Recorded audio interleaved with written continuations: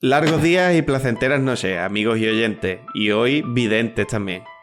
Yo soy Rita Salazar y os doy la bienvenida a La Camarilla.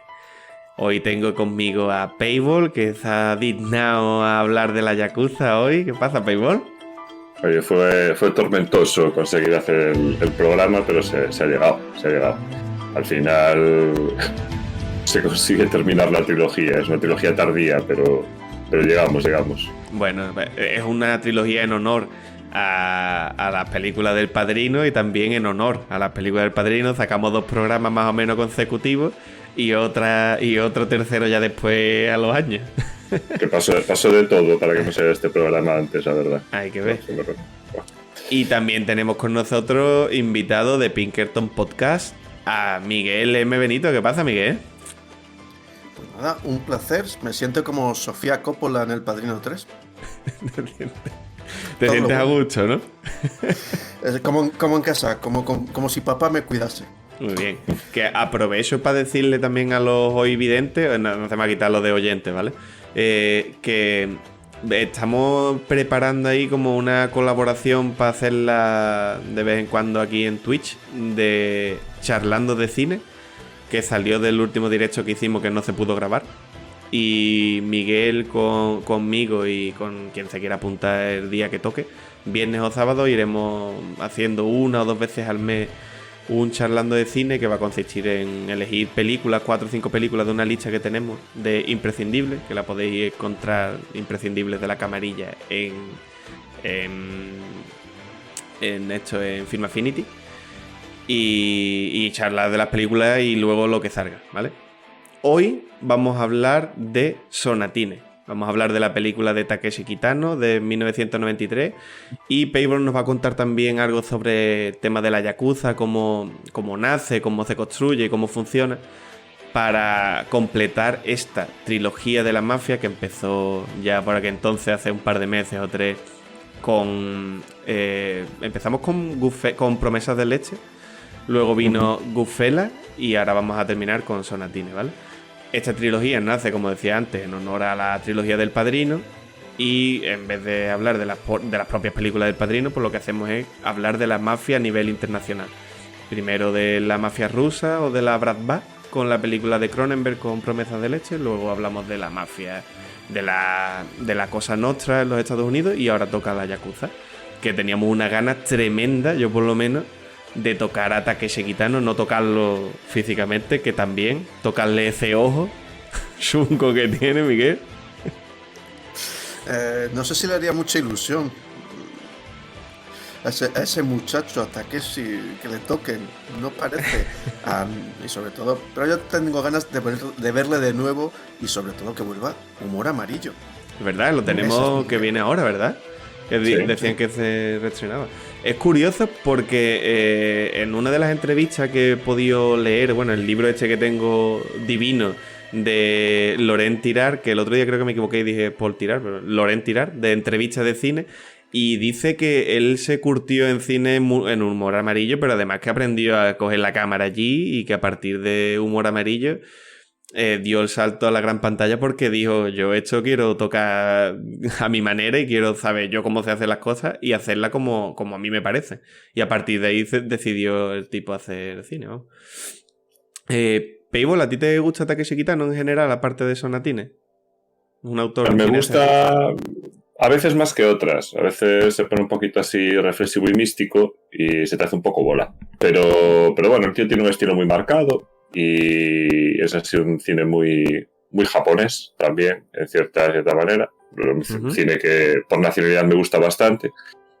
Y bueno, a ver, es que es así, o sea, él tiene esas cosas suyas de que sigue manteniendo esa vertiente de cómico y metiéndote chistes por medio de las películas. Tienes que pillarle el punto. Pero sí que es verdad que tiene cosas muy, muy interesantes. Yo creo que la película que vamos a comentar hoy es una peli de la que se le puede sacar mucha chicha. Sí. De hecho, dice él en esta entrevista que es su película más experimental, por lo tanto es una de sus películas que más tiene que decir de un personaje que ya de por sí tiene mucho cine de autor con mayúsculas. ¿A ti, Miguel, te gusta? ¿Alguna película que te guste más por encima de otra? Sí, es un director que me gusta, debo reconocer que lo conocí, por supuesto, con tantas gentes en esa época en que empezaron a llegar vídeos de las colecciones de la compañía Manga y salían, y recuerdo que alguien me pasó Violent Cop, que la publicidad era acojonante porque era el Clint Eastwood japonés. Dices, vale, si ellos lo dicen, luego ves la película y dices, ¿dónde está Clint Eastwood? Y en Japón sí lo veo, pero Clint Eastwood ¿Dónde no están claro. Clint Eastwood y los japoneses, no? Este señor tan inexpresivo, no sé yo si... Pero bueno, esa fue la primera película y cuando conocí el nombre de Takeshi. Y luego me lo fui encontrando en diversos momentos. Para mí, curiosamente, se ha hecho famoso, por supuesto, por sus pelis de Yakuza, pero a mí las que quizá más me gustan, hay alguna que sí está en el género, pero sobre todo yo diría que la primera es El verano de Kikujiro, esa es la que más me gusta, me fascina. Zatoichi me hace mucha gracia, no sé, es una película que puedo volver a ver muchas veces y me gusta mucho. Hanabi, dentro del género un poco quizá sería la más cercana, y la otra que me gusta mucho, es muy rara, es Dolls. Esa película me parece con todo además las tradiciones japonesas, el teatro bunraku de fondo, toda una serie de cosas extensas y una historia de 3 historias que se van cruzando, de historias de amor y tal, absolutamente brutales, violentas, viscerales y al mismo tiempo muy románticas, muy duras de alguna forma, nada complacientes.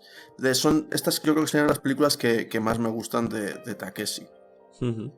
Y lo que sí que es imposible negarlo es que tiene un toque, yo lo he hablado con Payball fuera de podcast, es que tiene un toque personal de todas sus películas que fácilmente puedes poner cualquiera de ellas y quitando que sale él en todas, si no en todas, en el 90%, no lo sé, quitando que sale con el ojo chungo y ya puede saber que es su película, a la hora de rodar, a la hora de plantar la cámara, a la hora de presentar a los personajes, historias que son complejas, entre comillas, depende de lo que tú quieras sacar de las películas, porque si no te puedes quedar en una peli o de yakuza o de samurái ciego en Zatoichi. Pero tienen una cualidad casi mística que la hace suya propia, ¿no? Y yo creo que por encima de todo es algo que yo valoro muchísimo. Yo creo que es algo que hay que poner en alza, cómo una persona consigue hacer algo tan de eso que es de todo el mundo como el cine, hacer lo suyo. Luego, que te guste más la película o menos, pues hablaba también con Payball de Sonatine, propiamente no es una película que me fascine, no es una película que yo vaya a recomendar tampoco a todo el mundo. Pero sí que sé sacar a lo mejor cositas que sé que quiere poner él, que quiere que tú intentes entender o que intentes entrar en la película. Y me pasa con Sonatine y me pasa con las que he visto suyas. Con Sonatine, me pasa con Hanabi también, que me gusta quizás más que en Sonatine. Me pasa con Zatoichi también, con Brothers.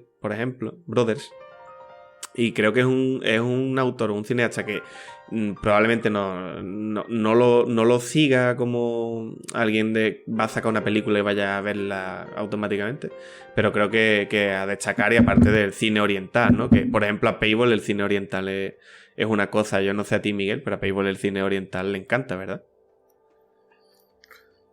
A mí me gusta, pero digamos que soy muy, en ese sentido, estoy como muy limitado al mundo más japonés quizá. Por esto yo he llegado como más tarde al momento coreano que está todo el mundo atravesando. Yo he llegado como más por tarde. Ejemplo. Pues yo todavía estoy como intentando pillarle el sabor. Estas cosas que dices, no, sí está bien, pero no le acabo de pillar del todo el sabor.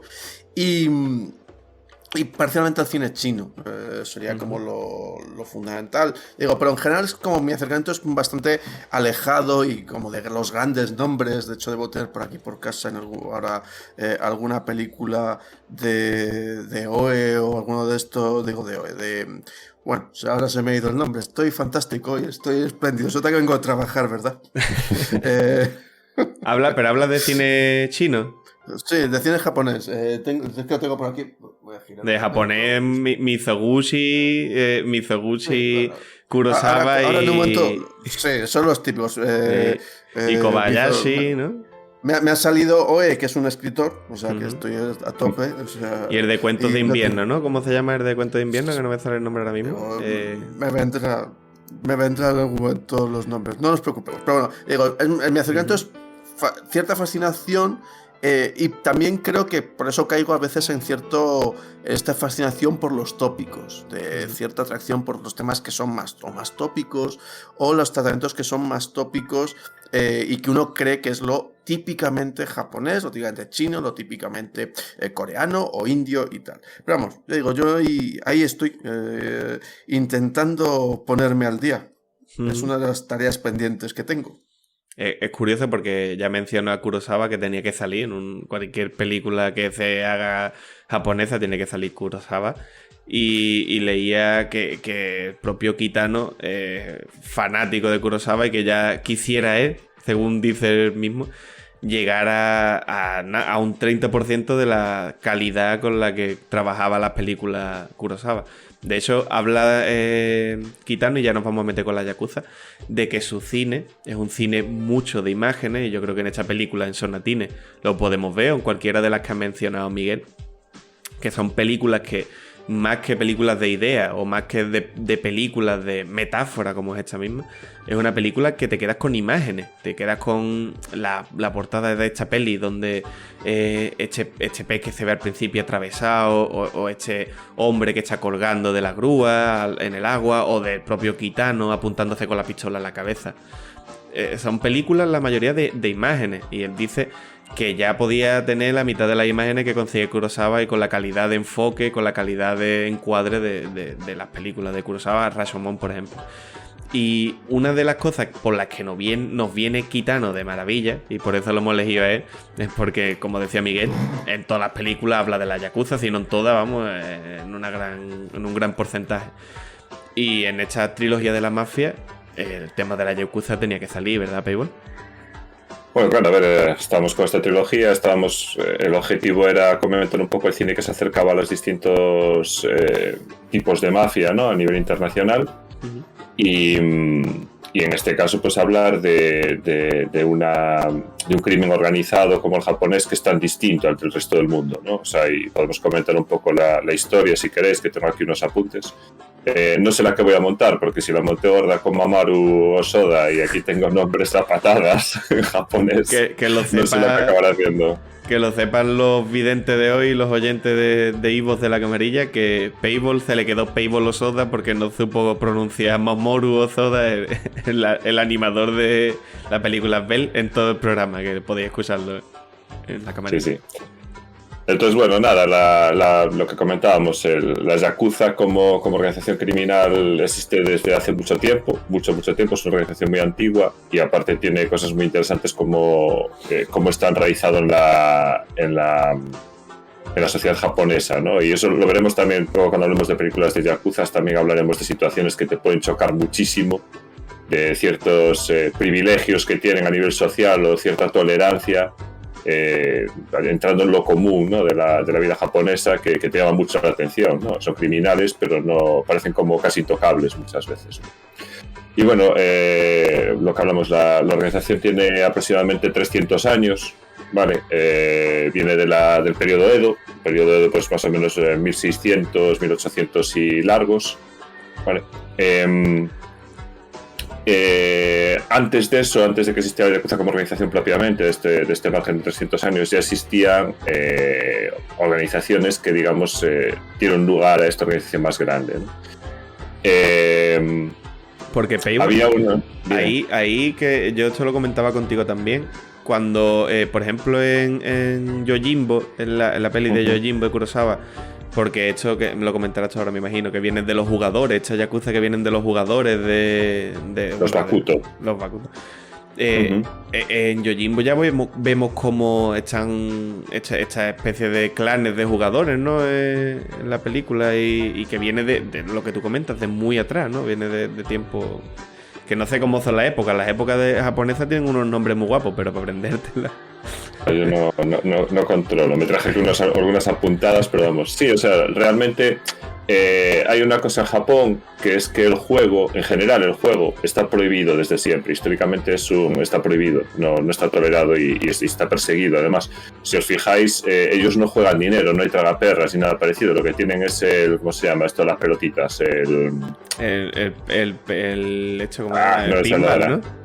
No, que juegan como una especie de pelotitas de metal, es como el tragaperras, pero juegan con pelotitas de metal y luego las puedes cambiar por cosas, pero no juegas con dinero. Realmente son tragaperras, son máquinas de azar, pero no sé, súper conocidos. Si os digo el nombre, a ver si me sale después. Y el tema es que, bueno, estos Bakuto, pues andaban por ahí, andaban por los caminos. Básicamente, los caminos en Japón eran muy importantes, la gente se movía mucho. Tengo aquí varias cosas de historia preparadas, pero no me voy a meter, si no nos tiramos la vida. Pachinko. El pachinko, exactamente. El pachinko es a lo que me refería yo. El pachinko es un juego que tú realmente estás jugando dinero, pero no estás jugando dinero. Y nada más que me venía el mayón. Nada más que me venía a la cabeza el mayón. Y entonces, en teoría, pues cualquier juego en el que haya un comer, o sea, se utiliza el dinero directamente es ilegal. Entonces estos Bakuto, pues siempre estuvieron vinculados a ese juego clandestino, ¿no? Estos iban a los caminos ahí y se ponían a jugar. Evidentemente eran unos fulleros y eran unos tramposos, ¿vale? O sea, uno de los juegos más populares era el Hanafuda, que era un juego de cartas. Y en este juego la peor mano que te podía salir era un 8, un 9 y un 3. Esa combinación, en aquel momento, en el japonés que existía de aquella, que era medio derivado del chino y no era como el que está ahora. Ahora sería Hachi-Kyu-san, sería ahora mismo, pero de aquella se decía Yakuza. Esa combinación de números. En teoría ese es el origen más consensuado del nombre de la organización criminal. Hasta ahí va la relación con el juego que va a estar de la mano, que me parece curioso, que es una cosa de las que más me llama la atención, ¿no?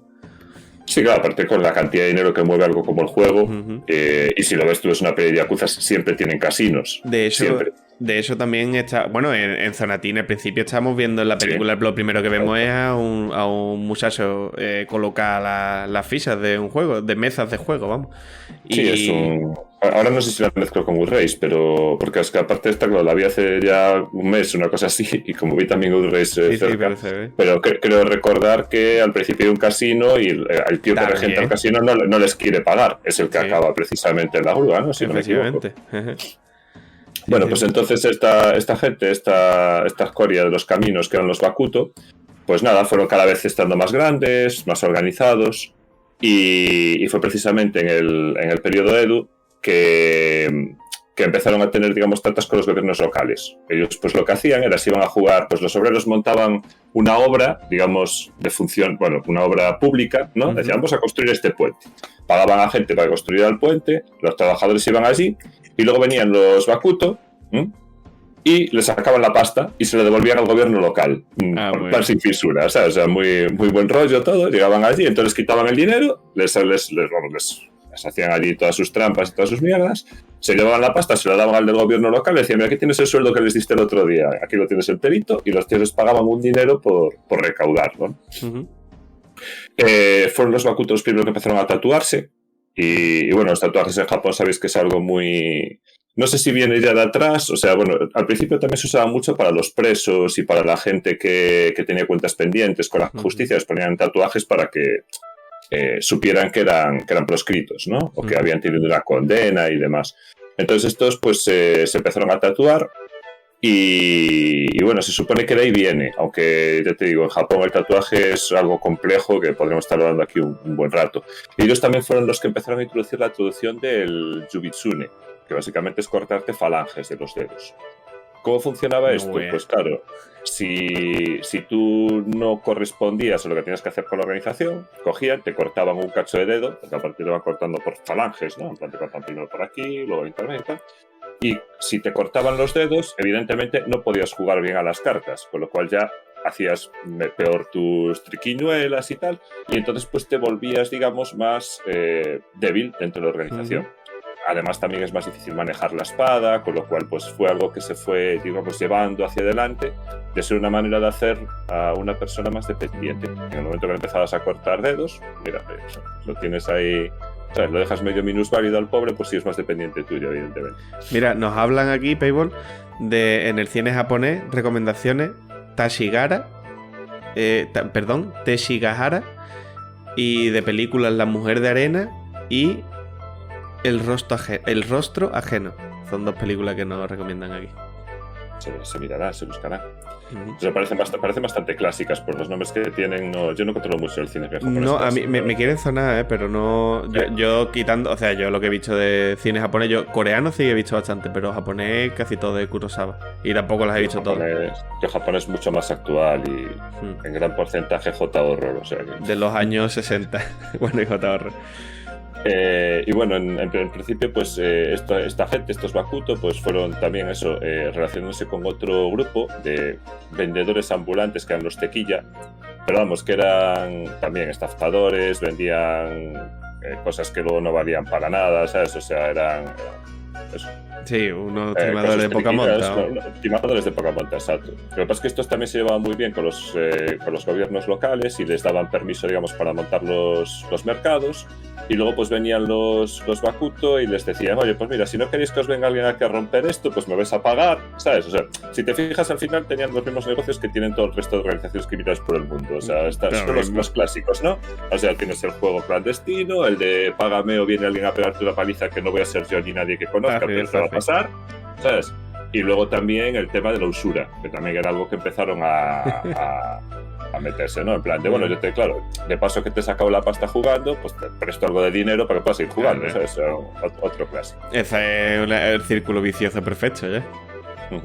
Correcto. Entonces, bueno, estos Bakuto y Tequilla casi todos pertenecían a una clase social. Sabes que, bueno, los japoneses van mucho por castas y tenían una serie de estratos sociales. El más bajo de ellos eran lo que llamaban los Burakamin. Los Burakamin en un principio. Sí, los Burakamin en un principio, pues. Con B de Barcelona, ¿no? Con B de Barcelona. Vale.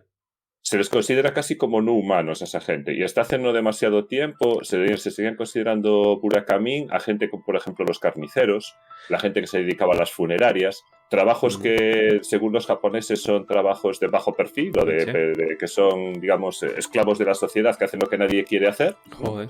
Pues los consideraban como eso, como prácticamente no humanos. Hecho, lo de la forma de calificar o de clasificar a la gente en Japón también es tremenda, ¿eh?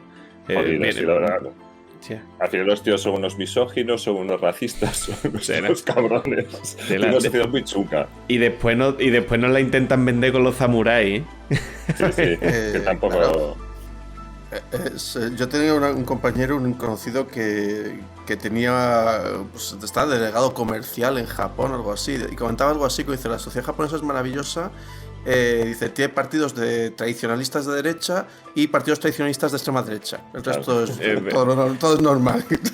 Como, muy bien. Dice, los de extrema derecha son esos que se siguen subiendo al monte Fuji y haciendo sus rituales y tal, y el resto son los que siguen yendo a los templos a celebrar a los héroes de la Segunda Guerra Mundial. Y con un emperador divino y que es tremendo. Sí.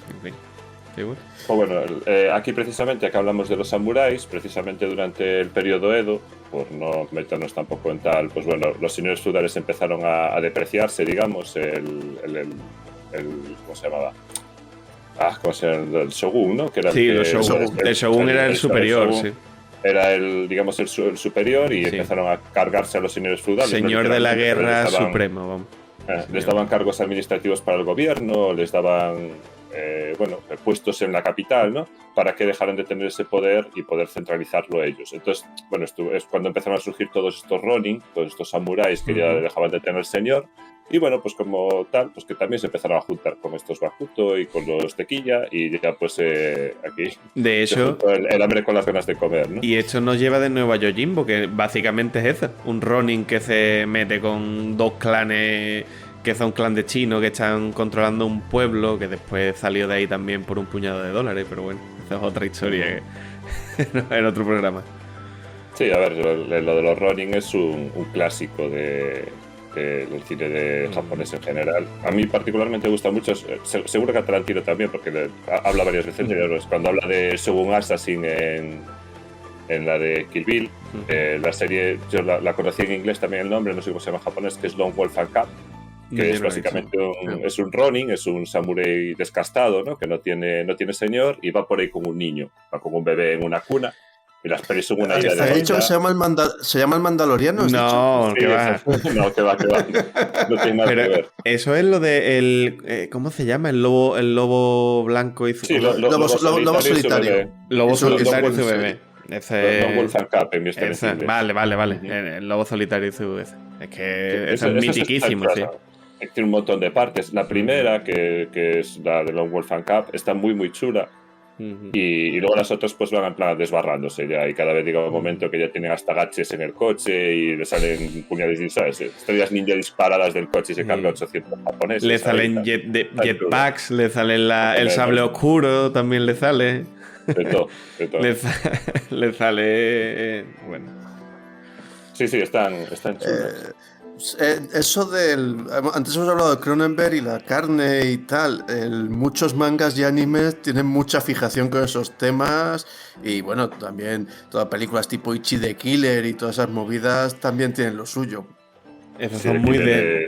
Es un referente para mí. Muy del gusto de Payball. Lo sabía que tenía que decir. Yo a Takashi Miike lo tengo ahí en un altar pequeñito. Takashi Miike y Sion Sono, ¿no? Son los... Si eso no, me gusta menos. Está bien, pero Takashi le tengo más cariño. He visto mucha...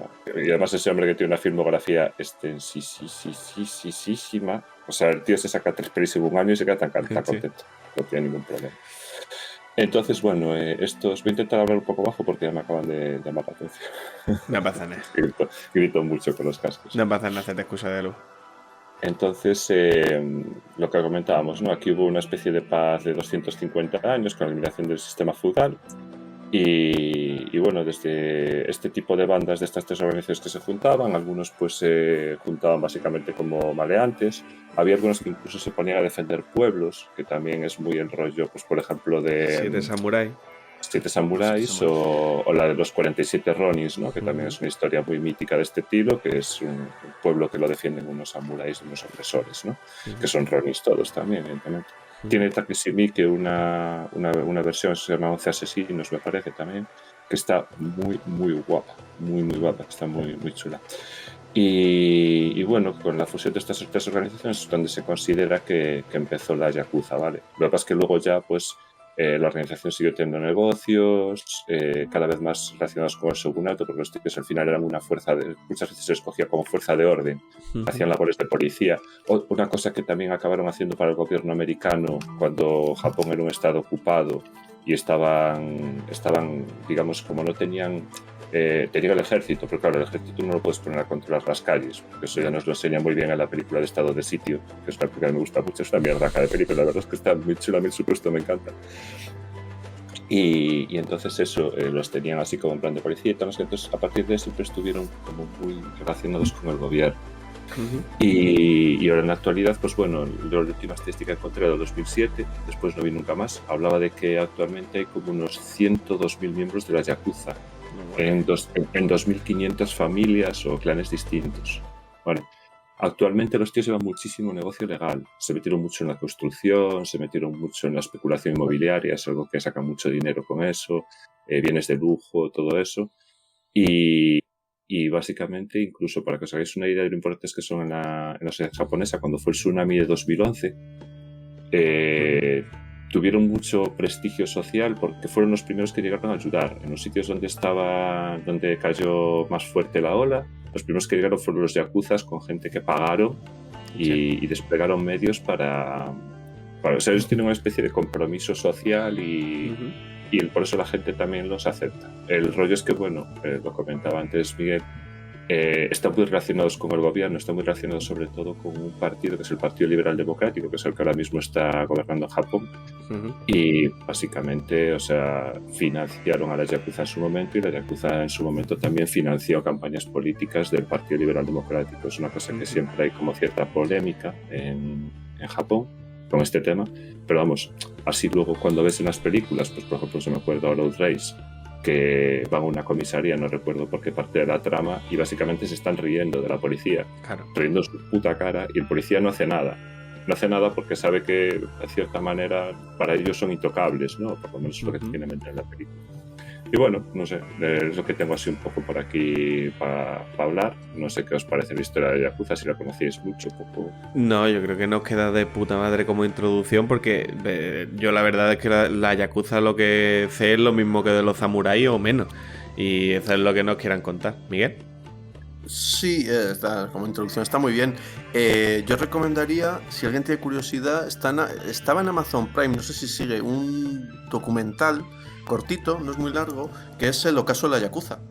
Guay. Y precisamente hace un retrato entrevistándoles y se ve eso que nos resulta tan extraño, que es una especie de concepción semilegal de sus actividades y tal, y es muy particular, y ver el desencanto, por supuesto, y algunas cosas luego los puede uno proyectar directamente a las películas de Takeshi Kitano, porque hay un grupo de gente que son los que han sido soldados de la Yakuza y que ahora se sienten un poco abandonados por sus jefes, que se han vuelto hacia esa opción de hacer un dinero legal. Luego esa otra rama supernacionalista que les sale y que, por ejemplo, dicen, claro, como nos tienen tan metidos en el sistema legal de alguna manera, no podemos ser todos lo violentos que deberíamos en ciertos aspectos, y eso está haciendo que en Japón entren muchas mafias extranjeras.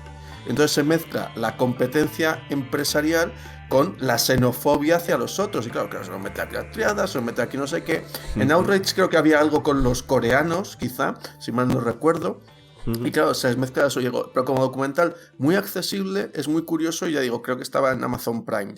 Así que es un tema interesante. Guay. Y ya que nos metemos en el tema de las recomendaciones, que es algo que teníamos aquí preparado también, yo lo primero decir que ese tema choca por un lado con lo que hablábamos en Promesas de Leche, con la idea de la Bratva o de la mafia rusa de que ningún negocio tenía que ser legal, que todo tenía que ser legal o contrario a lo que hicieran, no podía hacer, o sea, no podían tener propiedades, no podían hacer negocios que pudieran después hacer legales, que tenían que hacerlo todo en plan oculto, ¿vale? Y sí que va muy de la mano de lo que pasa en El Padrino o de lo que quiere Vito Corleone para Michael. Que de eso lo podemos ver en El Padrino, en esa escena mítica donde Vito Corleone le dice a su hijo que tenía otros planes para él. Que quería, yo entiendo que quería para su familia algo completamente legal. De hecho, en El Padrino tiene Vito Corleone el tema de la ¿cómo es? De hecho, de los sindicatos, ¿no? Controla los sindicatos y bueno, y eso es su poder, ¿vale? Y en el tema de y lo que quería decir, en el tema de las recomendaciones, hablaba de hecho de que va de los coreanos también, de que habla de los coreanos, Miguel. Y una peli que me recomendaron a mí hace poco y la vi, está muy bien, que aparece uno de los protagonistas, o el protagonista principal es Choi Min-sik, que es este Odaesu de Oldboy, es la cara más conocida de Corea. Se llama Nameless Gangster y está muy sobre la peli. Tiene una parte cómica también muy marcada. Está muy, muy guay la peli. Y también aparece la Yakuza. Hay un rollito ahí con la Yakuza y la peli está muy guay. Un par de horitas, 2 horitas y 10 y está muy bien. Y aparte, y yo termino mis recomendaciones y le doy pie a Paywall también, la de Tokyo Vice, que vi el primer capítulo y está muy bien. Está en la de Nameless Gangster está en Filming, creo.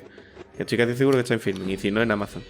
Y esta de Tokyo Vice es la serie que está ahora en HBO. Estaba bien, el primer capítulo está muy guay. Paywall, ¿tú tienes alguna ahí para recomendar? De tema de mafia, de Yakuza. Yo de mafia te digo, yo recomendaría un par de películas de Takeshi Miike, que son todos locurones totales. La de Ichi the Killer, evidentemente, que es una película de yakuzas, muy extraña, pero es una película de yakuzas. Y nada, eso, para estómagos fuertes y mentes depravadas, porque es la única perspectiva es la que puedes ver esa película. Si no estás un poquito loco, no puedes disfrutarla, es una salvajada. A ver, Paywall, estamos hablando con gente que se ha metido a escuchar un programa sobre la Yakuza y sobre Sonatine. Entiendo que un poco perturbadas tienen que tener las mentes igual que nosotros. Gente de bien. Gente de bien comparado con los que vemos a Takeshi Miike. Los Takeshi Miike no somos gente de bien, somos gente depravada. Vale. Y luego tiene una trilogía que bueno, es curiosa. A mí me gusta la primera, las otras dos no están tan bien, pero la primera, aunque solo sea para ver el final y quedarte como una cara de gilipollas que dices, tu madre mía, qué cojones acabo de ver, que es la de Death or Alive, que va también de tal, y que te juro que la primera tiene un final que es para ver la película solo por el final, porque es que te quedas con el culo torcidísimo. ¿Podemos ver solo el final? Hombre, te quita el momento sorpresa. Porque si estás viendo el resto de la película y ves el final, te quedas como diciendo, hostia puta, no me esperaba esto. Pero la peli está que sí pique, ¿vale? O sea, es una locura. No se le va mucho la castaña. Pero bueno, está chula. Está divertida. También recomiendan de Takashi Miike As the Gods Will. Dice por aquí ese está basado, pero tiene un montón de basadas en manga y en animes. Esa es una especie de rollo en plan, creo que es en plan juego del calamar, pero más antiguo, o sea, antes de Dark, que es una especie de rollo Battle Royale. Battle Royale. Yo fue donde descubrí. ¿Qué japonesa? Eso pasa. Yo fue donde descubrí a Takeshi Kitano. Fue la primera vez que lo vi. ¿De verdad? En Battle Royale. Aparte fue una película que me flipó en su momento. Es una muy buena película, ¿eh? Pilladísimo con ella. Y vi a Takeshi, luego descubrí que el tío dirigía y fue cuando también le vi un poquillo de dirección. Toda película en la que se mate colegiales y estudiantes es el bien. O sea, hace justicia poética. Y también nos recomiendan por aquí Audition. Audición. Entiendo que la traducción será audición. Audition es una película muy, muy extraña. Yo creo que es una de las películas más extrañas que he visto porque es que no puedo decir nada porque te la pisoteo. Pero para mí es un experimento cinematográfico diseñado para que el espectador sienta una serie determinada de cosas que te puede sorprender mucho. A mí es una película que me gusta mucho porque me parece una película muy arriesgada a nivel conceptual. O sea, tú ves la película y cuando termina la película dices, tú, hostia, esto me ha dejado muy flipado. Y hecho, si queréis recomendar algo más, es el momento. Porque hecho no. ¿Miguel? Sí. Miguel tiene. Hay un par de cositas aquí que tiene mandanga. Miguel viene cargado de recomendaciones. No. Es muy Miguel poco. lleva la maleta hasta arriba de recomendaciones. Me ha dado pie lo de comentar lo que has mencionado, Tokyo Vice, porque yo todavía no lo he visto y tenía muchas ganas, y de hecho os iba a preguntar si lo habéis visto. Porque claro, Michael Mann. Miguel, Tokyo, eso te iba a decir, el primer capítulo lo dirige Michael Mann, o sea que a partir de ahí. Claro, por eso me llamaba mucho la atención. Y hay un par de cosas que quería recomendar. Por cierto, me he acordado que el que quería decir y que he llamado antes Soe es Ozu. O sea, que es casi igual. Pero vamos, Ozu le dirían en Cádiz, pero... Ozu, Mizoguchi y Kurosawa son los tres grandes del cine japonés y tal. Cuentos de Tokio, joder. O sea, yo he dicho Kobayashi porque Kobayashi también es otro de los grandes, pero que viene después. Pero sí, Mizoguchi, Ozu y Kurosawa. Y Kurosawa, sí. O sea, cuentos de Tokio, yo he dicho cuentos de invierno. Ese es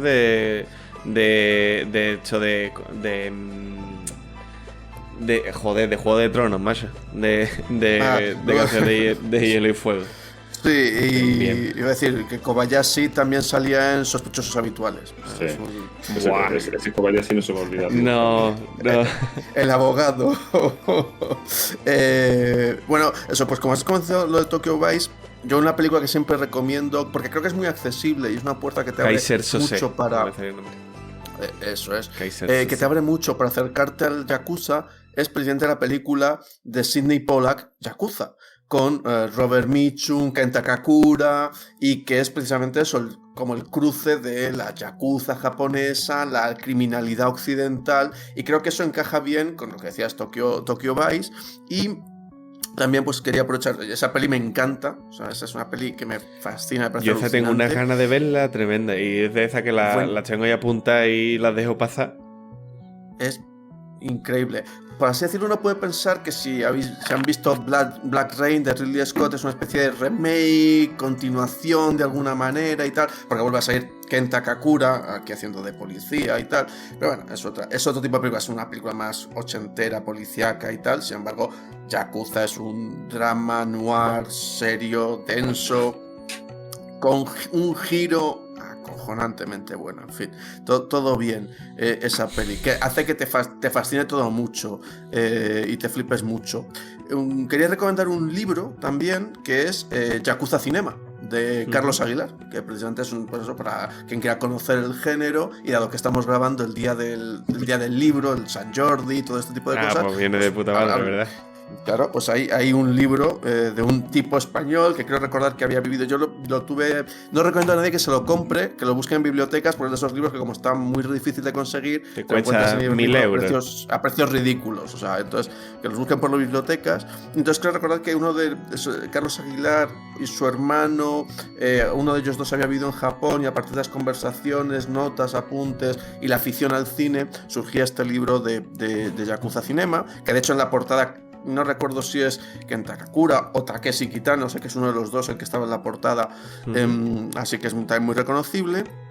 Y si alguien las ha leído, me gustaría que nos dejen en comentarios, o que nos comenten ahora los que están en el chat, la trilogía de David Peace de Tokio o Ciudad Ocupada, que precisamente es una historia sobre la mafia y tal en tiempos de la ocupación de Tokio, y es la trilogía de Tokyo Redux, Tokio Año Cero y Ciudad Ocupada, y tiene un estilo que yo, todo lo que he leído y no tengo tiempo de leerlas, las críticas, es que tiene un estilo muy a lo James Ellroy. Y ya de nuevo todo eso me parece fascinantemente bueno, con lo cual pues yo ahí todo a favor. Y de película más típica de Yakuzas sería, a ver si me sale el nombre, si me acuerdo, porque lo tengo por aquí apuntado para decirlo bien, y por supuesto he perdido entre mis notas donde lo he apuntado. Con lo Juan Luis Yakuza, ¿puede ser? No, es, te lo digo, a ver, la tengo. Batallas sin honor ni humanidad, de Fukusaku. Que esa es la que tributa a Tarantino, esa trilogía, como un tema en la banda sonora de Kill Bill, que se llama así. Es uno de los temas más. Que hablábamos en Goodfellas, hablábamos del tema de la selección musical que hace en la película Scorsese, que es muy buena, pero que no llega a ser bajo nuestro punto de vista sublime. Pero que Tarantino en sus películas consigue que yo me ponga en Spotify todas y cada una de las canciones que coge para sus películas, y que es una cosa loquísima, ¿vale? Ya tiene que decirlo. Menudo pincha para una fiesta aquí, Tarantino. Madre. De DJ y te vuelves loco. Es un DJ, sí.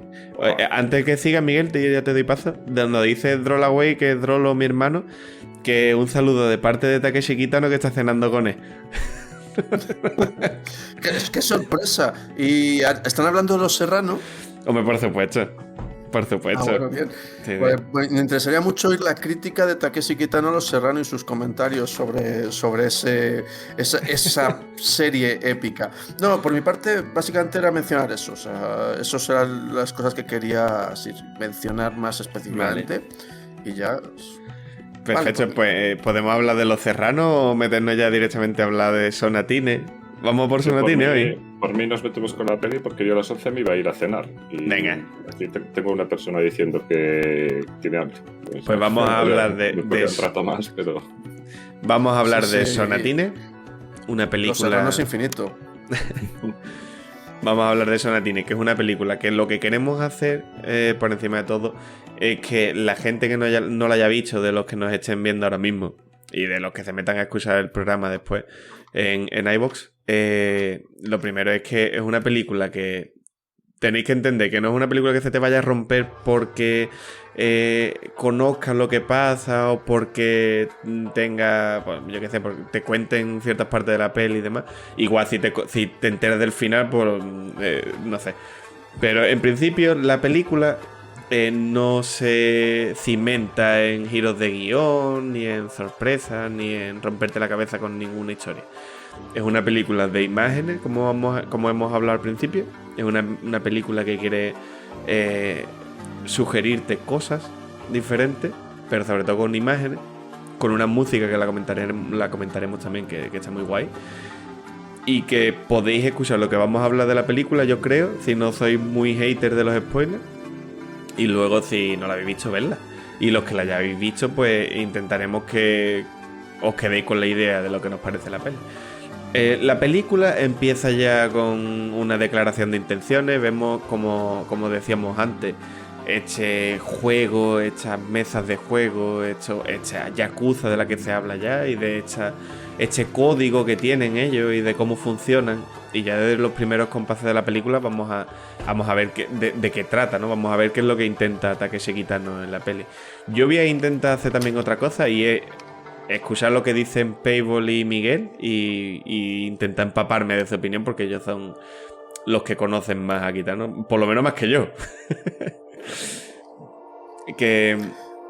¿Miguel? Sí, no, simplemente iba a mencionar que si a alguien le sorprende una película de cómo termina una película de Kitano, es que no ha visto ninguna película de Kitano, porque todas, y además todas las de Yakuza específicamente, tienden a acabar igual. Con lo cual, ahí no hay sorpresa. Vista una, entiendes el final y además tiene un tono obviamente muy marcado, una tendencia fatalista muy fuerte y un cierto pesimismo que creo que es un tema curioso porque hay algo en Kitano, en su acercamiento al tema de los Yakuza, que gira siempre sobre el tema honor-traición, violencia, humor, son como cosas que están pululando en todas las películas, y siempre es más o menos una historia muy parecida. La puedes ver en Outrage, en Brother y tal, y es los soldados intermedios, los capitanes, podríamos decir, de la mafia, que son traicionados por sus jefes de alguna manera, puestos en una situación imposible, porque quieren quitarles sus territorios, porque quieren ganar, y entonces les traicionan y cómo se ven abocados a una guerra que no pueden ganar, pero que tienen que luchar en virtud de su honor y sus códigos tradicionales, porque esos son esos soldados que han idolatrado a sus jefes en un determinado momento, perciben precisamente esa traición y entienden que su mundo, que es normalmente el mensaje final del que hay mucho en Kitano, que ese mundo de las tradiciones, del honor y de la Yakuza, en realidad está muerto y muere más con ellos. Por tanto, siempre el final es como muy anticipable y muy obvio. Y luego hay mucho tema con la familia, ¿no? Como no solo con la propia Yakuza como familia, sino también con la familia. En Hanabi, por ejemplo, con su mujer que está enferma y como es como los últimos pasajes de la vida de su mujer con él y esto. Y en esta película, lo que está muy bien, lo que yo entiendo por lo menos, hay dos cosas que son las más llamativas de la peli. La primera es la que tú has dicho, que es como se ve a este capitán, que es el que mantiene el honor de la Yakuza por encima del jefe principal, del comandante. Y otra de las cosas que vamos a ver es cómo a lo largo de la película se, entre comillas, ridiculiza a la Yakuza o se lleva a un lugar muy bajo. Pero y aparte también hay una especie de regresión a una regresión infantil, ¿no? Vamos a ver que se repiten muchas citaciones y cómo se infantilizan. ¿Verdad, Payball? Esto es lo que lo hablábamos nosotros también. Sí, aparte, bueno, lo que decía Miguel es muy interesante, ¿no? Toda la parte, digamos, crepuscular de Murakawa, que sería el personaje que hace Kitano, que realmente es un tío que ha sido curtido en 1000 batallas y que tiene unos códigos antiguos y que a su alrededor, digamos, pasan cosas que se salen de cómo él. Y al final es una persona que siempre está, desde el principio de la película, ya está insistiendo en el que se tiene que jubilar. Efectivamente. ¿Sabes? Entonces a mí el tema de la infancia y la vejez, ¿no? Que me gusta mucho cómo está enfocado en esta película, digamos que acerca el tema de la vejez, al final es algo que lo ves en la vida, ¿no? Sobre todo si tienes gente cercana mayor. La gente mayor muchas veces se comporta como niños. O sea, es una cosa muy curiosa. Cuanto más te acercas a la tercera edad o la sobrepasas y ya estás en edades altas, empiezas a tener comportamientos muy infantiles. Y en esta película, digamos que es como una especie de descubrimiento para ellos, ¿no? O sea, que puedan volver a la infancia por las circunstancias que pasan y cómo se regodean en eso hasta ser unos inconscientes, porque realmente al final les pasan cosas que ya hablaremos. Por dejarse llevar totalmente por esa vuelta a la niñez. Claro. A mí, por ejemplo, de Kitano me resulta muy curioso y bueno, es un poco, es bastante japonés, pero bueno, hablaba antes de que tenía referencias como Kurosawa, creo que lo decía Miguel, lo decía esto, no recuerdo, que siendo Kurosawa un tío muy preciosista en la imagen y muy sucio, ¿no? Kitano es súper tosco, o sea, lo ves en la construcción de planos, lo ves en el grano de la película, la iluminación, es una fotografía muy tosca y muy realista, pero a nivel casi documental a veces, ¿no? Él habla de realismo, habla mucho de realismo, habla de verosimilitud y después, sin embargo, hace unas películas que son todo lo contrario a películas realistas. Pero sí que es verdad que con los encuadres, con la forma de grabar y con la forma de presentar los personajes, él dice también que él, antes de grabar, una de las cosas que intenta siempre es buscar el lugar. Ya tiene la idea de la cabeza, tiene imágenes y busca dentro de las localizaciones el lugar donde quiere plantar la cámara. Lo que dice también es que al principio cogía la cámara y se iba a buscar, bueno, buscaba los sitios donde quería grabar, y mientras que tenía los actores y al director de fotografía y a la gente esperando, lo seguían a todos lados y no podía encontrar su sitio. Entonces lo que decidió es colocar la cámara en cualquier sitio, grabar 3 o 4 tomas y mientras tanto pensaba dónde colocarla, ¿vale? Y entonces ya la colocaba y ya no tenía la gente persiguiéndolo. Pero sí, es verdad que es un tío que dentro de que intenta conseguir planos como muy realistas y que tiene como ídolo a Kurosawa, después presenta unas películas que son todo menos preciosistas, ¿no? Uh-huh. Y en esta película hablas de hecho de este momento en el que regresan a la infancia. Al principio, en el primer tramo, lo que vamos a ver es cómo funciona su organización, ¿no? Yo creo que el primer acto de la peli es donde vamos a ver cómo funcionan ellas y cómo se tienen que ir a dónde se tienen que ir en Japón. Es Okinawa, ¿no? Okinawa, esa no me hace la palabra. Okinawa, que es muy curioso, luego lo hablamos, pero Okinawa me parece súper curioso que la película sea así porque es un destino vacacional. Es el Benidorm japonés, como quien dice. Es que no me parece guay porque estamos asistiendo al ocaso de este capitán. Estamos asistiendo desde el principio, tú lo dices. Él se quiere jubilar ya.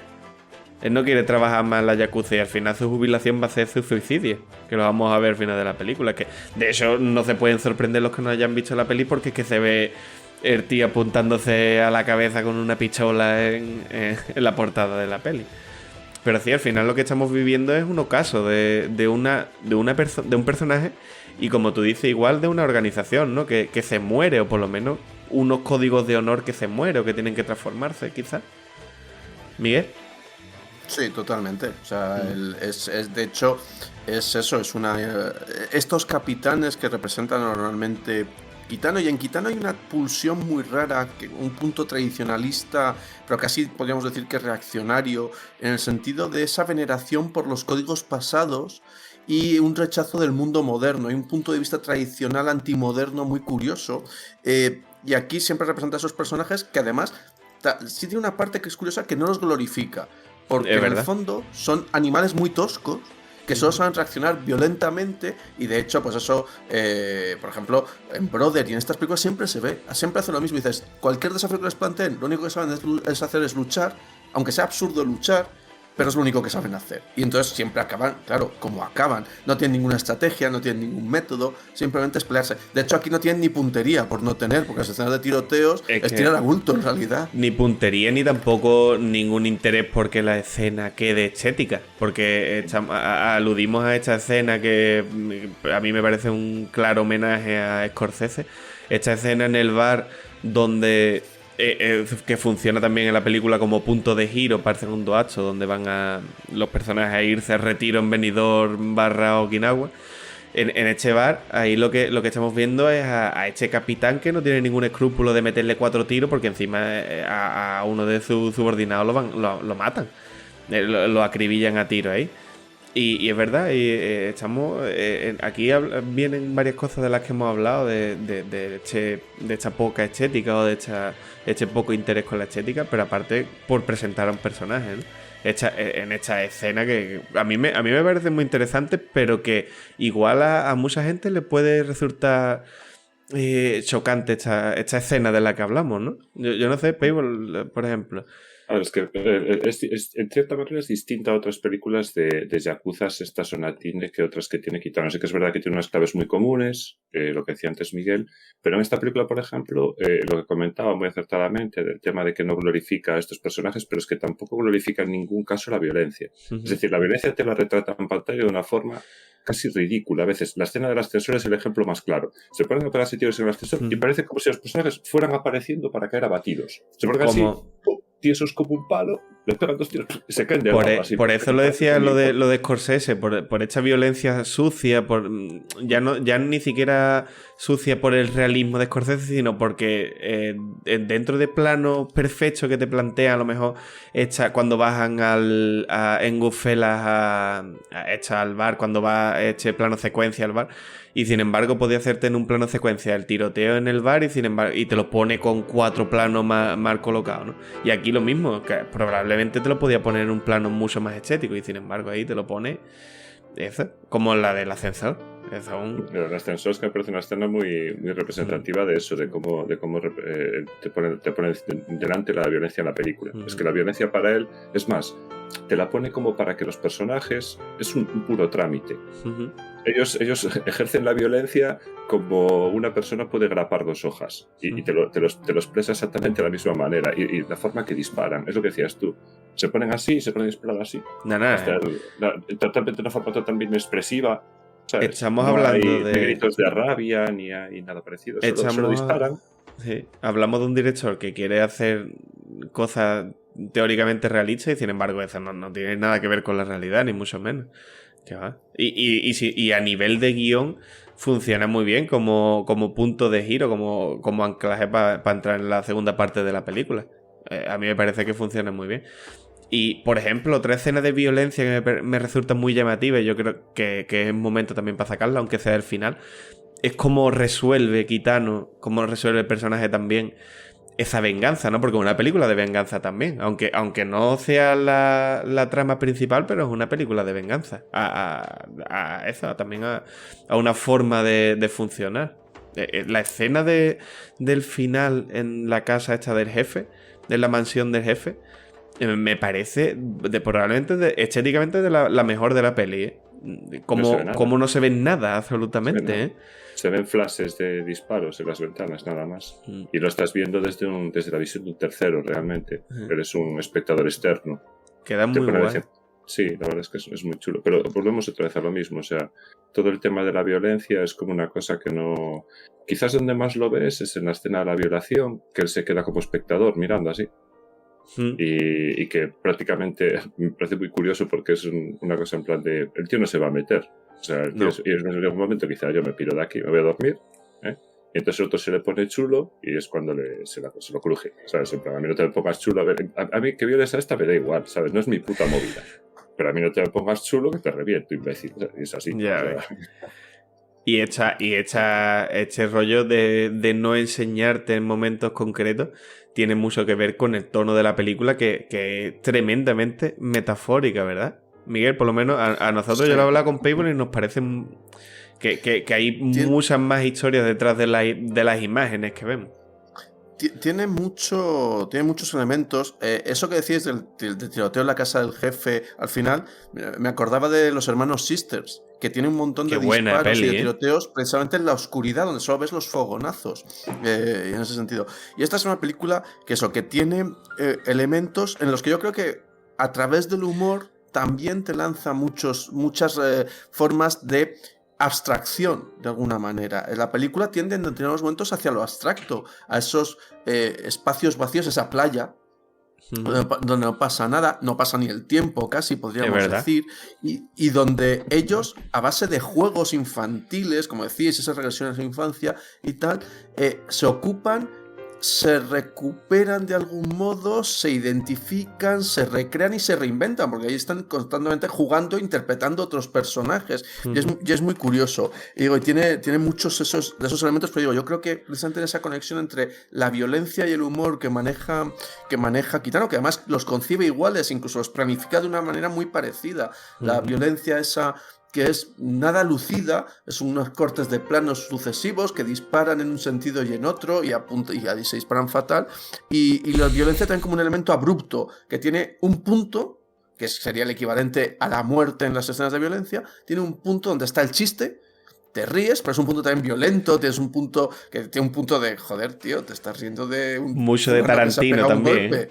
Claro, es mucho ese humor de golpes que era humor amarillo, al fin y al cabo, y vuelve de algún modo también esas cosas. Hombre, aquí tenemos Miguel tiene de humor amarillo, tiene los boquetes, o sea, lo de los hoyos, es que ¿sabes? Claro. En la película hay 2 escenas, bueno, hay una sobre todo con 2 hoyos que hay en la playa que, te lo juro, yo le he dado una y otra vez para atrás para ver la gente cayéndose en el hoyo, ¿eh?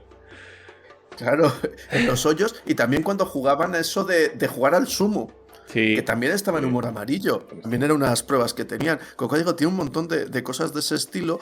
Y creo que todo eso le permite hacer una película en cierto sentido, como él decía, experimental, y comentabas tú en una entrevista. Y también una película en sí misma, dentro de lo que es el género de Kitano, menor. Porque si lo entendemos en su sentido y en su definición tradicional, una sonatina es una sonata de dimensiones o pretensiones modestas. Uh-huh. Sí. Es verdad. Y probablemente no pretendía alcanzar un público esta película. Y de hecho lo dice el propio Kitano, que él es un autor que las películas principalmente las hace para él. Cuando él dice palabras textuales, o más o menos textuales, que me las puedo inventar también. Pero dice que él hace las películas para él y que cuando las tiene finalizadas, ya cuando las tiene montadas y preparadas, son para el público y la crítica. Pero mientras las está haciendo para él. Y aquí abrimos varios melones, lo de los humos, estas escenas que vemos, porque en esta película vamos a ver muchas situaciones que se repiten y yo creo que es algo tremendamente importante también en la peli. Lo de los humos, yo lo entiendo, por lo menos una declaración de intenciones también, de que en la película las escenas que vemos o las imágenes que vemos no van a significar lo que nos puede parecer en primera instancia. Porque vamos a ver estos zumos que primero están haciendo los movimientos en el papel o en la mesa y luego eso se transforma en seres humanos, ¿no? Y luego vamos a ver otras situaciones que se pueden repetir. Por ejemplo, lo que hablamos al principio, el personaje de Kitano apuntándose en la cabeza, que se relaciona con el final, el tiroteo que tienen en la playa también, de juego, ¿no? Este tiroteo, paintball, que se puede relacionar perfectamente, por ejemplo, con el tema al principio de la peli también en el bar, por decir alguno, ¿no? Es que y así final, muchas cosas, se repiten muchas cosas. Lo que hablábamos antes de esta vuelta a la infancia es están jugando a... Cuando tú eres pequeño lo que haces es reproducir escenas reales o reproducir conductas de adultos, digamos, pero para niños, ¿no? O sea, con los juegos que eso, pues vas generando, ¿no? Y por ejemplo eso, pues por un lado tienes la parte del sumo que casi es un encadenado con cosas que hacen ellos mismos. Pero luego tienes también lo del tiroteo, que sí que se podría... Me encanta esa escena cuando el tío empieza a tirar tiros con la pipa. Están los tíos ahí tirando y el otro pegando tiros así, y se cargan a alguien en cualquier momento, entiende, igual. Y además el primer juego al que juego me resulta muy curioso porque es la ruleta rusa, que es un juego muy de tarados, ¿no? Y que no lo jugaría nunca un niño. Y es con lo primero con lo que el tío... Lo que decías tú de los agujeros me hacía mucha gracia por la actitud totalmente infantil del pavo. Que no, vente. Y siempre los dos así uno del otro así. Eso lo ha hecho todo el mundo. O sea, ¿sabes? De quedarte detrás de la puerta de una casa de un piso de estudiantes esperando a que entre uno porque pusiste algo para resbalar, pero eso lo es. Y eso, son cosas así, todos en el suelo, y diciendo las hostias que se pega, gilipollas. No, pero hay también una escena que se ve como está en la baile tradicional japonés y luego ellos reproducen prácticamente esa misma escena en la playa. A mí una cosa que me gusta mucho a nivel cinematográfico hace Kitano, y que puede parecer bastante burdo, pero es muy efectivo, que en toda la parte inicial de la película, todo el primer acto que hablabas tú, cuando están dentro de lo que es el día a día de la mafia. Sí, ¿no? La organización, cómo funciona. Sí. Uh-huh. Pero dentro de sus propias rutinas, porque luego cuando le rompen esas rutinas es cuando optan por hacer cosas distintas. O sea, luego los tíos como que se aburren y tal. Y toda la construcción de planos en esa parte, si os fijáis, son planos súper encajonados, que casi no deja espacio por los lados, son muy cuadrados, los pone en el medio, no deja aire para los personajes. Y justo cuando llega a la playa, se ve otro plano como ese, que más es muy curioso, porque están los tíos metidos en la casa, abren las ventanas y parten de estar oscuras y están como tiesos ahí en el medio, también sin nada de espacio, y empieza a entrar luz y en el siguiente plano se les ve en la playa, en un plano súper abierto. Es verdad. Y eso lo hace todo el rato Kitano, como una especie de vuelves a la naturaleza, sales de esta, digamos, de esta opresión, ¿no? De la propia organización en la que trabajas o de la vida, digamos, en ciudad, y es como todo mucho más hermoso, es como todo mucho más eso. digamos que lo traslada también a su estilo. ¿Sabes? Va como cambiando el estilo para... Y lo bonito está, lo único bonito que aparece en esta película está la naturaleza, es verdad. Y es donde está la belleza de la película, en esa playa que vemos.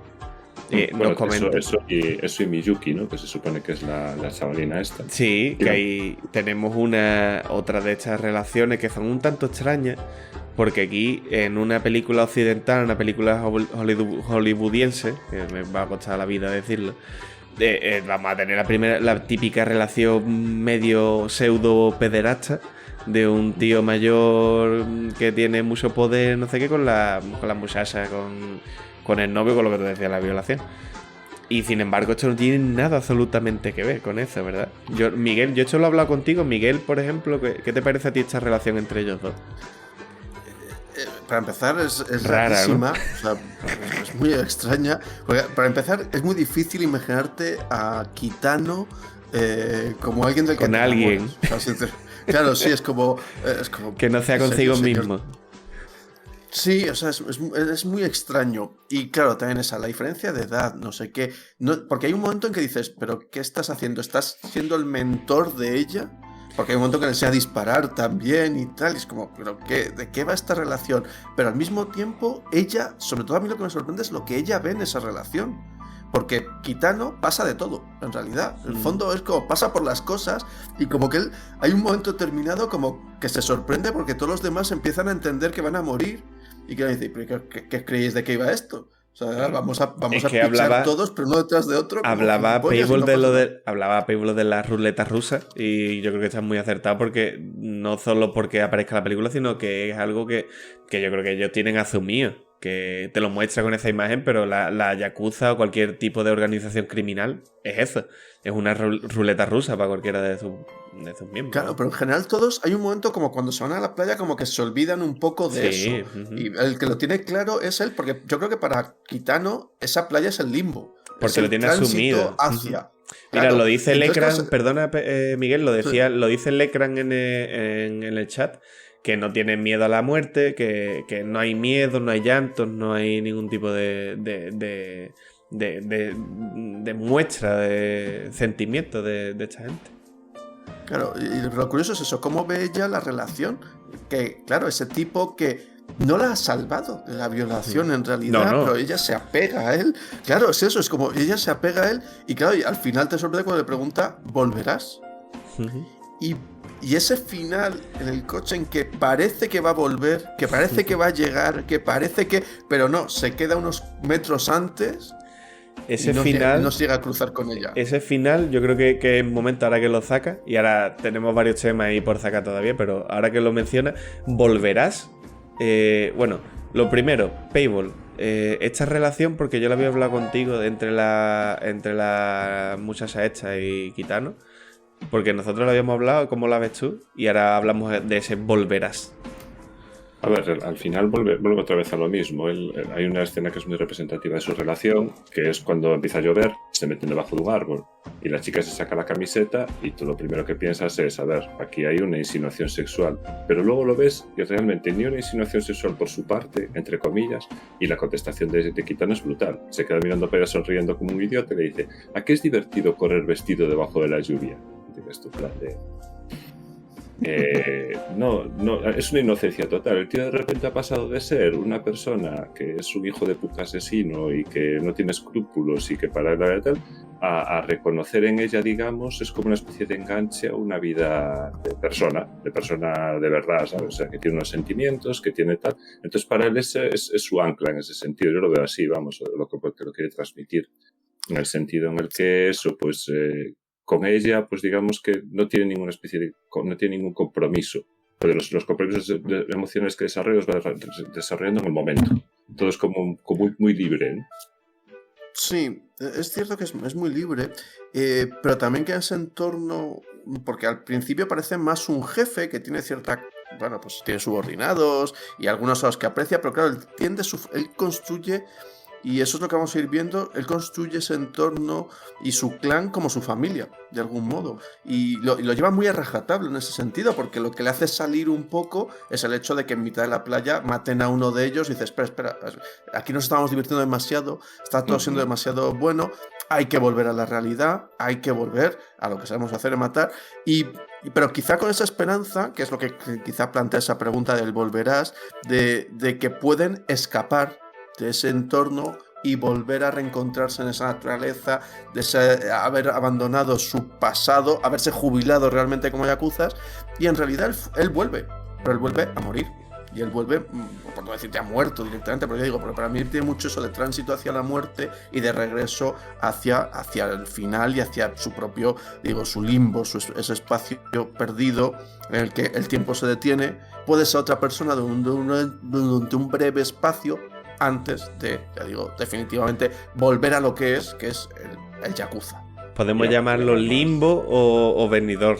Ya Además hay una cosa que, también es casi un clásico en este tipo de historias, que habiendo hecho lo que hizo él sabe que está muerto. O sea, más tarde o más temprano alguien va a vengarse de él. O sea, se ha cargado ahí un montón de jefazos, la monta gordísima el tío, y en cierta manera lo puedes ver también como una preocupación por ello, aunque no creo que sea la intención de Kitano de no meterla en ese lío, a un punto que se sale, ¿sabes? La deja sola, ella sigue su vida y no tiene una relación con él, porque si está con él se la van a cargar, aunque no lo veo, ¿eh? Pero yo no lo sé, yo creo que sí, porque precisamente como Kitano resuena mucho en sus propios temas y repite muchas ideas, en el fondo es lo que pasa en Brother.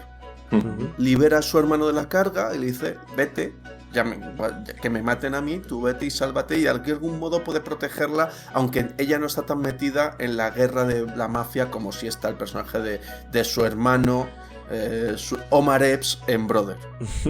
En la película, en Sonatine, además, ella la aparta completamente, siempre de todo lo que es la organización y de todo lo que tiene que ver, porque la playa es como una especie de mundo aparte, de universo aparte de todo lo que pueda pasar en Japón, o de hecho. Y yo, de hecho, este final lo entiendo más como incluso algo más metafórico, como el resto de situaciones que se repiten a lo largo de la película. Hecho como la misma imagen que vemos de este juego de la ruleta rusa que se dispara en la cabeza y no se llega a suicidar en ningún momento porque la pistola no tenía balas, porque se la había sacado, era un juego. Pero este disparo final que se da y que entonces sí que se mata en el coche, yo lo entiendo más como un símbolo de cómo él acaba con su vida en venganza del amigo. Pero bueno, es una forma de verlo en relación a esto, a esta repetición de situaciones. Y aparte que vemos a ella, primero porque sí que la está librando de ese final, de meterse en la yakuza, porque ella es carne de cañón. Una chavala vulnerable que con un novio que medio la violaba, que a la familia no se la ve por ningún lado y que él la aparta, no se reúne con ella porque está muerta. Independientemente de dónde muera, que ya digo que es una interpretación mía. Os digo que voy a tener que marchar antes de irme. Lo que sí que me gustaba era comentar una escena con vosotros, sí, que es, la decía antes Miguel, la escena del asesino en la playa. Me parece una escena que quizás para mí es la más crítica de la película y quizás una de las más chulas, ¿no? La portada de la película se supone que es un pez emperador, comentabais antes, que es un pez que antes había mucho en Japón, pero que se pescaba muy alegremente, ¿no? Entonces decía Kitano que le gustaba poner un pez que tenía una construcción tan hermosa clavado, digamos, en una pica, ¿no? En este arpón, ¿no? Y tal.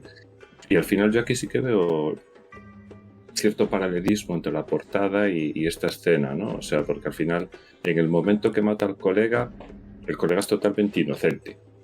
No, es como si matara a un niño, o sea, no está en ese rollo.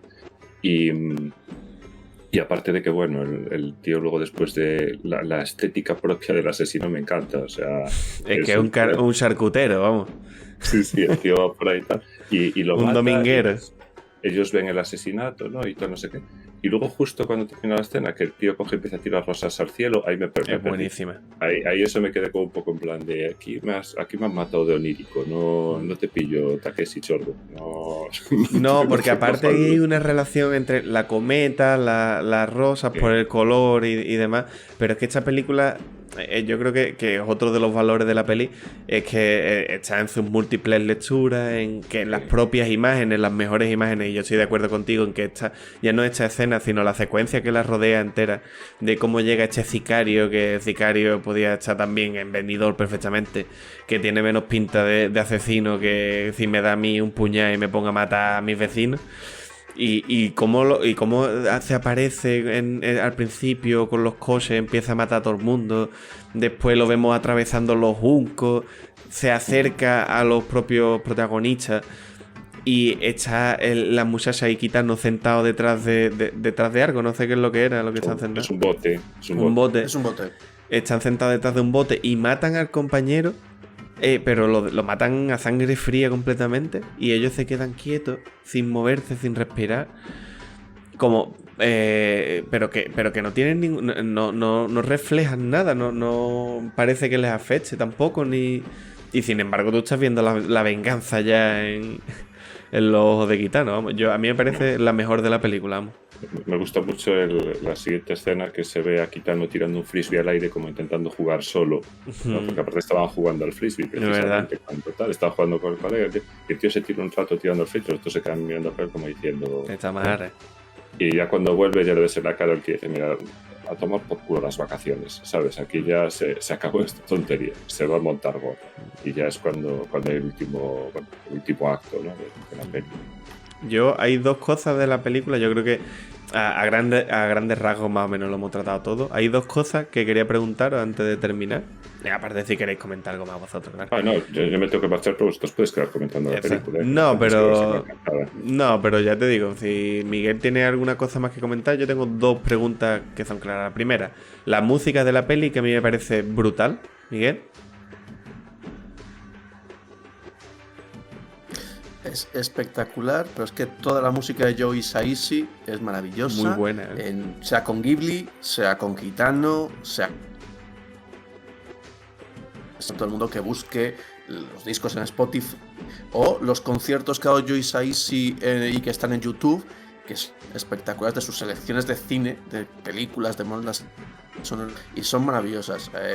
El tempo que marca, los tempos, con los estados, y por ejemplo a mí quizá la que más me guste sea la de El verano de Kikujiro, pero esta marca un tempo muy preciso y funciona muy muy bien, y digo, Joe Hisaishi es uno de los grandísimos de las bandas sonoras. Y muy sugerente la música además, ¿verdad? Es una música que llama mucho. Bien. Y por último... Desde el primer momento tienes la imagen del pez emperador y la música, que es lo que te mete en la película. Efectivamente, es que empiezas con eso. Los créditos de eso están muy guay. Y yo tenía otra pregunta más, y ahora os dejo a vosotros que me digáis algunas cosas de la peli. ¿Os gusta el Kitano actor? Porque aquí tenemos a un Woody Allen de la Yakuza, porque este tío es el mismo personaje en todas las películas. Básicamente, vamos, por lo menos eso creo yo. ¿Payball? Que hace el papel que hace, o sea, no, yo creo que incluso despersonaliza muchísimo el papel que hace él siempre. Siempre es un tío como que no tiene emociones. Yo creo que incluso que él haga los papeles puede ser incluso autoparódico de su capacidad actoral, seguramente, porque quizá no es un tío que le molaría mucho hacer algo así, ¿sabes? En plan de, este tío no tiene sentimientos, yo no tengo ni puta de actuar. Un poco mi cara, tengo mis tics aquí, que el pobre tiene la cara hecho un mapa del accidente de coche que tuvo. Y en esta, además, creo que fue la primera peli que hizo después del accidente, y es que a mí había momentos que lo del ojo, porque tiene un ojo que básicamente se le cierra, de vez en cuando se le cierra el ojo izquierdo, y se empieza a hacer así una cosa súper rara, y él te queda mirando toda la cara rajada como tiene. Y yo creo que es eso, es un rollo en plan de, pues que no necesita más el personaje, ¿sabes? Él dice que hace de los personajes que él hace, o los protas que él hace, porque él habla en muchos momentos de tiempo, porque habla a destiempo en cuanto a lo que pide la escena o en cuanto a lo que pide la cámara, y que no sabría ser capaz de pedírselo a otra persona que no fuera él mismo.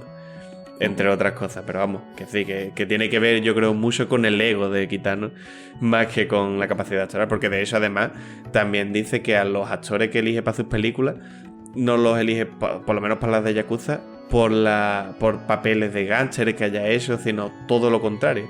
Elige a personajes que a lo mejor hayan hecho papeles de oficinistas o de cosas así, pero nunca jamás a gente que haya hecho de gánster antes, porque quiere gente que se meta en el papel como algo completamente realista y nuevo, que no tengan tics. Y normalmente suelen ser su crew, son todos los actores suelen ser recurrentes en las películas de Kitano. El colega, el que mata en la playa, salen todas. Y siempre es eso, es el colega honorable, amigo y tal, el más cercano.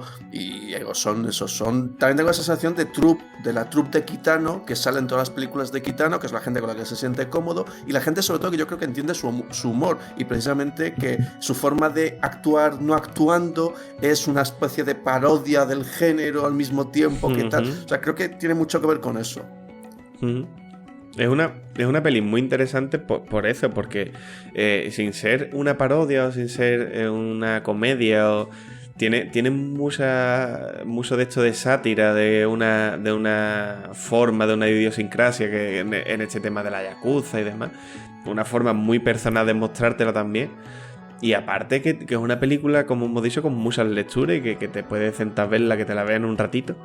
Y que otra de las cosas que yo destaco de esta peli es cómo sintetiza la información. Tenemos una peli que es muy compleja y sin embargo no dura hora y media.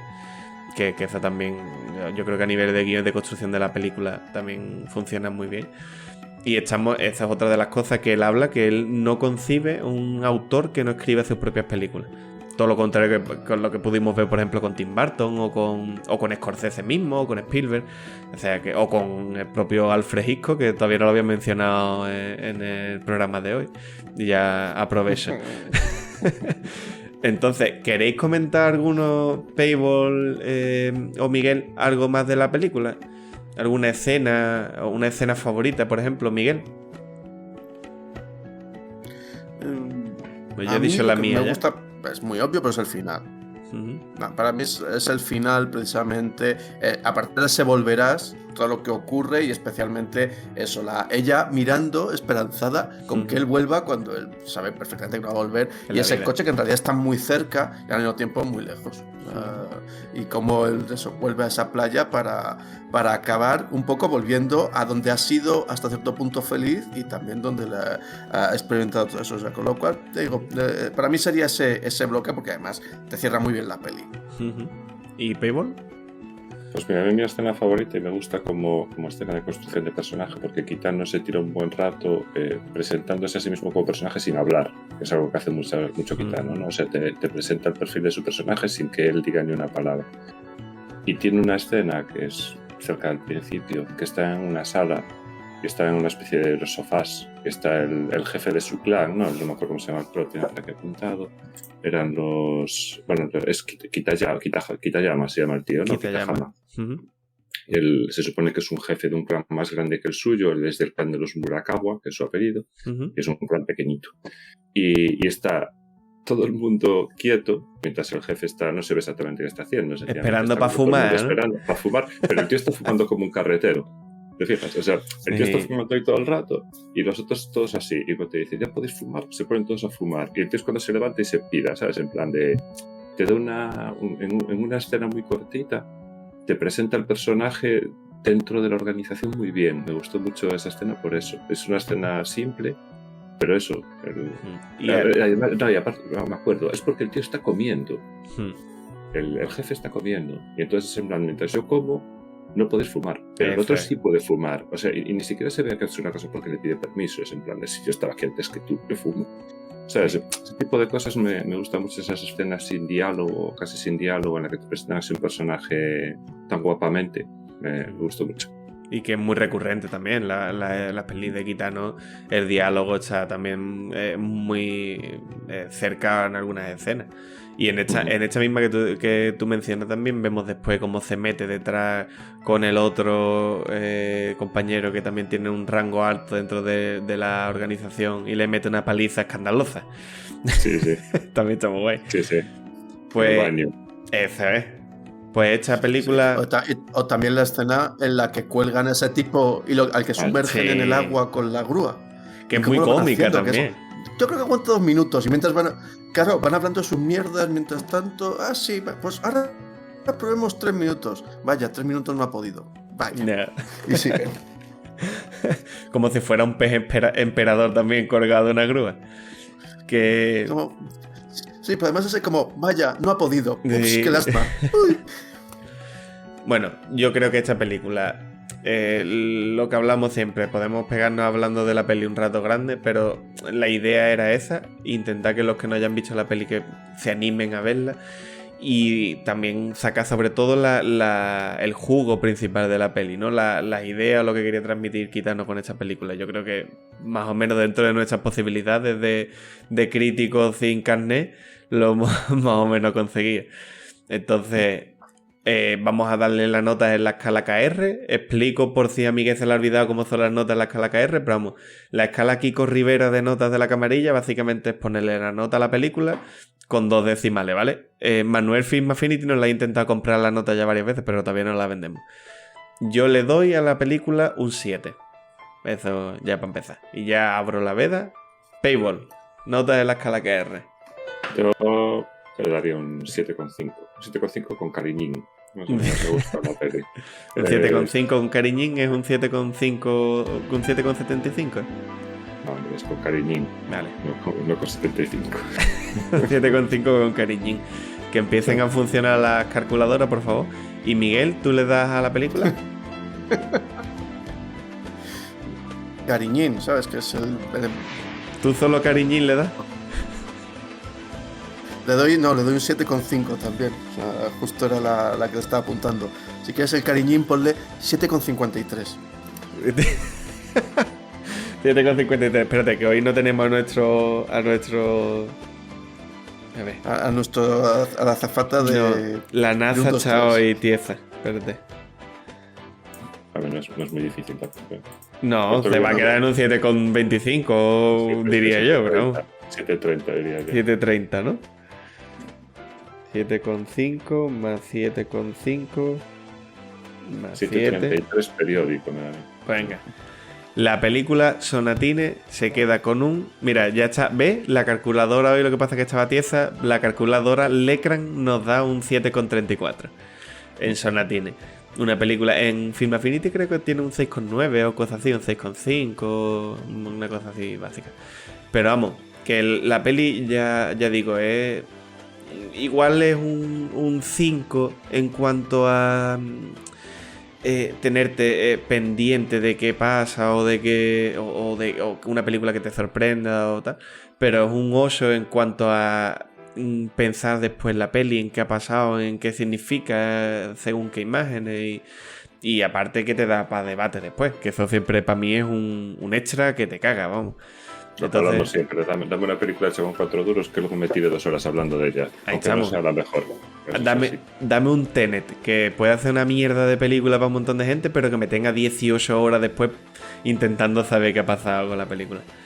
En fin, un placer estar contigo como siempre, Paywall, con Miguel, que lo tenemos invitado hoy. Y nos vemos en la próxima. Cerramos por fin la trilogía de la mafia. No era sin tiempo. Un placer estar con... Yo no lo digo a Miguel ahora. No, se le había quedado pillado. Uh-huh. Pero ha dicho que un placer estar con nosotros. Lo traduzco yo.